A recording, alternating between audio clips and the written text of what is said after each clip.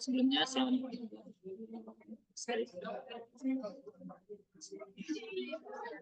perkenalkan, saya Ramrusti dari Universitas Negeri Yogyakarta.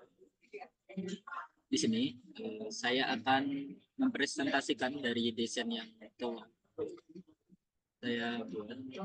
Ada mesin pencacah plastik. Pada pembahasan kali ini itu ada beberapa pembahasan, mulai dari latar belakang, desain, material, cara kerja dari mesin, spesifikasi, biaya, dan terakhir ada kesimpulan.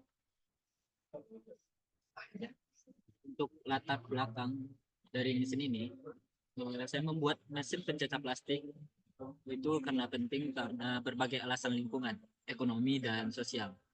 Secara lingkungan, mesin ini membantu mengurangi limbah plastik dan mencemari tanah dan air, serta menurunkan emisi karbon dan mengurangi kebutuhan produksi plastik baru di minyak bumi. Secara ekonomi, mesin pencacah plastik mengurangi biaya transportasi dan penyimpanan limbah, membuka peluang bisnis di industri daur ulang, dan menciptakan lapangan kerja. Secara sosial, mesin ini meningkatkan kesadaran dan edukasi lingkungan, mendorong masyarakat untuk lebih peduli terhadap pengelolaan limbah dan keberlanjutan. Dengan demikian, mesin pencacah plastik memberikan manfaat besar bagi lingkungan, ekonomi, dan masyarakat. Seperti gambaran yang saya lihat di bawah itu bagaimana tumpukan plastik yang cukup memakan ruang. Di sini sumber masalah dengan adanya mesin pencacah plastik, volume dari sampah plastik itu bisa dikurangi sehingga menjadi serpian-serpian yang kecil. Serpian ini bisa kita manfaatkan untuk salah satunya itu dalam membuat bentuk ekoprint, pemanfaatan dari plastik, dan nantinya juga bisa digunakan untuk pembuatan seperti kursi dan barang-barang. Untuk desain sendiri bisa dilihat di mana di sini ada bagian frame baja yang menggunakan bahan material besi baja dengan standar DIN 1062. Itu rangka baja ini berfungsi sebagai penopang dari mesin dan motor penggeraknya. Ukuran baja yang disesuaikan dengan kebutuhan mesin dengan panjang sekitar 1 meter, lebarnya 450 mm dan 700 mm untuk tingginya untuk rangka baja. Ukuran ini disesuaikan dengan melihat tingkat keergonomian mesin yang mana rata-rata dipakai orang dewasa sehingga tidak menyulitkan saat melakukan proses memasukkan bahan plastik ke dalam mesin. Dan untuk proses penyambungan ini dipilih sebagai proses pemeriksaan hingga penyambungan dari besi ini lebih kokoh nanti. Untuk selanjutnya, motor yang digunakan itu motor bensin engine Ecolet TE160 yang mana mesin ini menyesuaikan dari persediaan yang ada di pasar. Mesin ini sebagai tenaga penggerak dari pisau pemotong yang memiliki kapasitas bensin sekitar 3,6 liter serta memiliki torsi itu hingga 2.500 rpm rotasi per menit. Hal ini meyakinkan bahwa torsi tersebut mampu memberikan tenaga yang cukup untuk memutar dan benda kerja. Mesin penggerak dihubungkan dengan sistem puli yang saling menghubungkan antara penggerak motor dan as pisau roda, as pisau pemotong. Nah, selanjutnya itu pada bagian alat potongnya, itu pisau pemotong yang digunakan sebanyak 3 buah yang mana ditempatkan pada posisi melingkar dengan sudut kemiringan 60 derajat. Pisau pemotong ditempatkan dengan diameter paling luar terhadap poros sejauh 166,57 mm. Yang ini menyesuaikan dari ruang dari area pemotongan. Panjang dari masing-masing pisau digunakan adalah sepanjang 450 mm, panjang dari ujung pisaunya, sehingga memberikan area yang cukup luas untuk melakukan pemotongan yang banyak.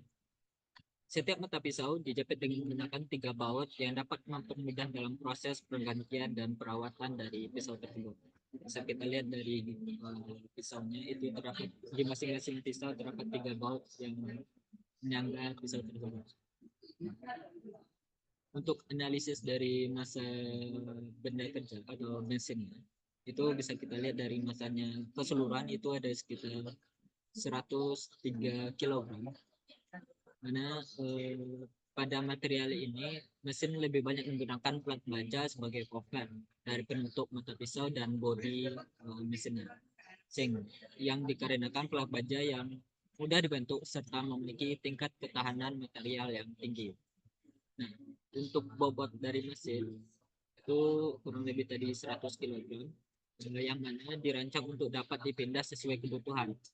Proses ini pemindahan dari mesinnya itu dilakukan manual oleh 2 orang dewasa. Dan bobot mesin ini juga memberikan keuntungan pada proses penggunaan mesin.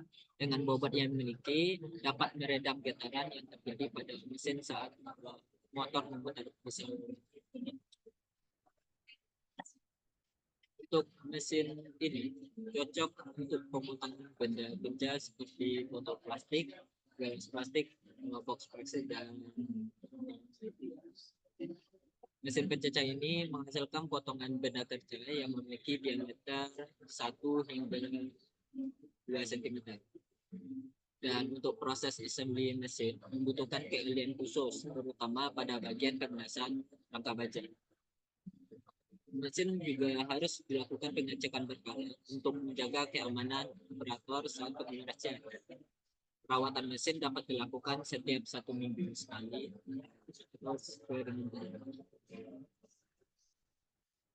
Untuk cara kerja dari mesin,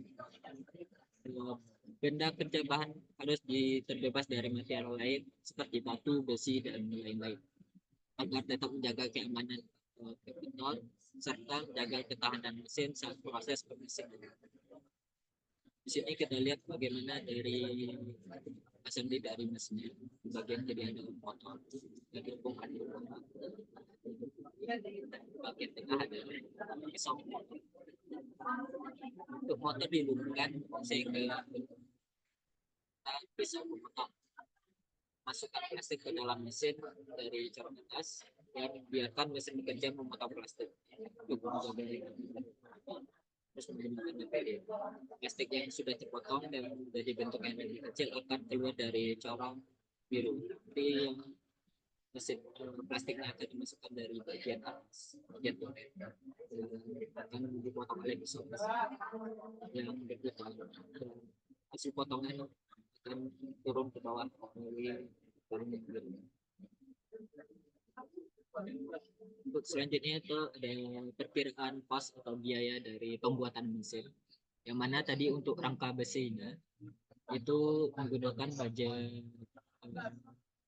TPU dengan panjang kurang lebih itu sekitar 6 meter dari keseluruhan panjang besi yang digunakan, yang mana perkiraan biaya di pasaran itu kurang lebih 600.000 untuk baja itu pada area yang berwarna oranye serta yang warna biru. Ini menggunakan plat baja itu luasan keseluruhan itu kurang lebih sekitar 2 meter dan untuk pasaran sekitar 500.000. Dan plat baja tersebut itu kita gunakan pada yang ketebalan 1,5 meter. Yang ketiga motor penggerak dan engine outlet tipe TE 160 yang mana di pasaran kurang lebih harganya sekitar 1 juta rupiah. Untuk selanjutnya ada pisau pemotong dan 3 jenis pisau pemotong. Untuk hasil yang lebih maksimal kita gunakan pisau pemotong yang bagi pasaran itu ada sekitar 600.000, dan untuk baut dan proses penjelasan dan pemesinan lainnya kita anggarkan untuk sekitar 1 juta rupiah, sehingga dari kos yang mungkin dikeluarkan untuk pembuatan mesin ini sekitar 3.700.000.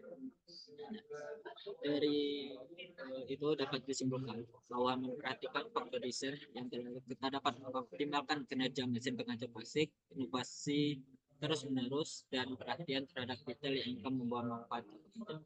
Dimana desain ini memberikan dampak yang bagus terhadap lingkungan dan ekonomi sosial dan lainnya. Mungkin cukup sekian presentasi dari saya.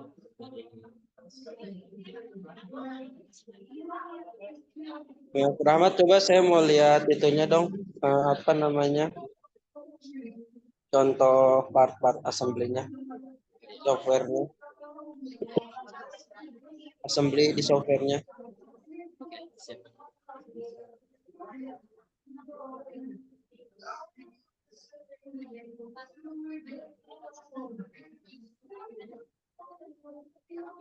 Apakah sudah terlihat? Oh, berarti pakai inventor ya? Iya mas. Soalnya Oke. saya dari Oh. enak makin inventor. Itu nggak ada rodanya, Pak? Memang disimpan di bawah? Ini untuk desainnya masih nggak ada rodanya mas. Jadi emang kalau dibuat Berarti memang rancangannya, rancangannya nggak pakai roda ya, berarti ya? iya iya benar. Oh, oke, oke. Ini cukup bagus sih, cuman ada yang satu kepikiran dari saya. Kalau misalnya plastiknya pakai HDPE, kira-kira bisa nggak tuh kecacah? Oh sebelumnya saya kurang tahu plastik HDP itu yang seperti apa.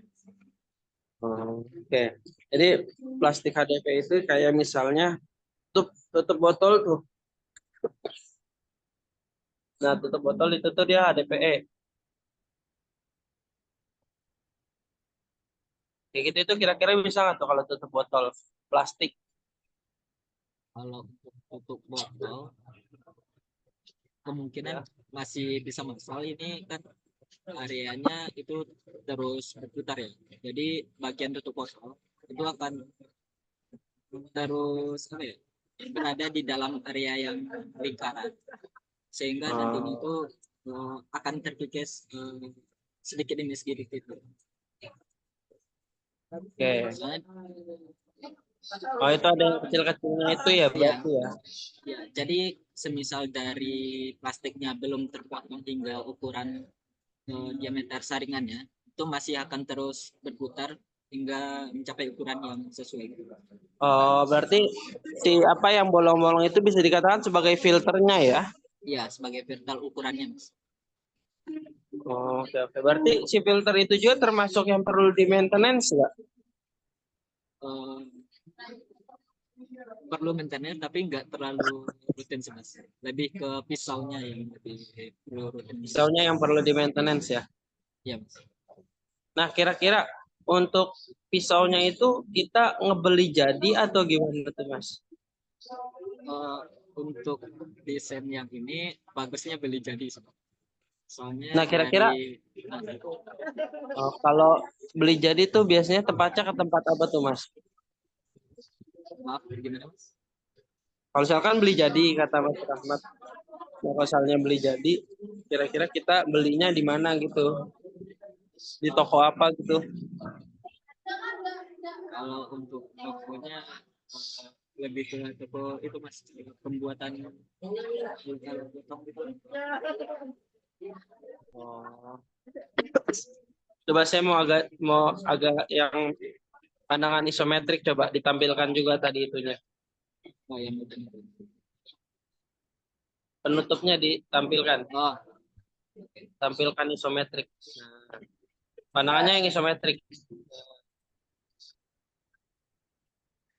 Ini apa assembly ini udah jadi atau memang baru apa? Memang ngegambar aja ini atau misalkan kadang kan sekalian tugas akhir juga gitu atau memang khusus project ini untuk gambarnya. ini digambar juga Mas. Kecuali yang bagian dari mesin. Ini karena partnya terlalu rumit. Ini ambil. Ya, pasti kalau mesin mah pasti ngambil. Enggak, maksudnya ini memang nanti ada rencana buat sekaligus tugas akhir kuliah atau hanya buat project apa dari Neosia ini aja gitu. Untuk sekarang sih masih buat projectnya sih itu Mas. belum Oh, berarti kepikiran baru proyek. Karena ini jujur aja Mas, kalau misalnya Mas Rahmat ini nanti mau dilanjutkan gitu ya ke tugas akhir, apalagi diimplementasikan ke dunia kerja, ini kepake banget Mas, karena teman saya, ya teman saya itu dia itu lagi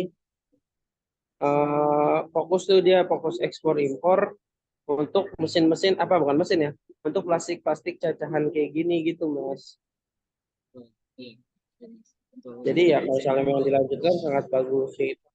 Oke, nanti saya minta filenya ya, tolong dikirimkan dalam bentuk apa namanya, dalam bentuk part, dan assemble-nya dikirimkan semuanya gitu kan. Kemudian nanti eh, dibuatkan juga assembly-nya, nanti diraring ya, dirar. Kemudian nanti dikirim juga rekamannya ya Mas ya. oke, siap. Kalau dari saya sih cukup ya, ini cukup ya, lumayan bagus lah. Cuman ya jujur aja ya, untuk desain ini sangat umum sebenarnya Mas. Kayak gitu. Desain ini sangat umum sekali saya anggap ya. Ya Iya, nggak ada inovasi-inovasi yang berlebih lah. Tapi ya menurut saya overall udah bagus. Ya setidaknya kan Mas Rahmat sendiri juga kan yang ngerjain kan. Ya nggak apa-apa. Ya menurut saya ya masih oke lah gitu. Masih belajar udah bisa ngedesain seperti ini kayak gitu ya. Karena kenapa saya bilang umum, karena dulu saya kuliah pun ya rata-rata kayak gini gitu loh Mas, kayak gitu. Jadi ya menurut saya masih oke lah. Oke, ya dari saya itu aja. Nanti permintaan dari saya ya, nanti untuk file part, kemudian file assembly-nya dikirim ya ke saya Mas ya. Sama satunya lagi rekamannya juga kirim iya, ke siap. saya. Oke, dan saya cukup itu aja Mas, terima kasih. Mungkin dari Mas Rahmat ada yang katakan dulu. Saya juga cukup sih, Mas.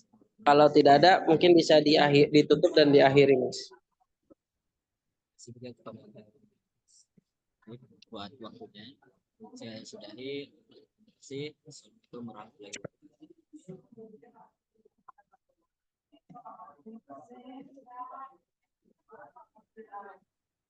Oke, kalau sudah langsung diakhiri aja Zoom-nya, Mas.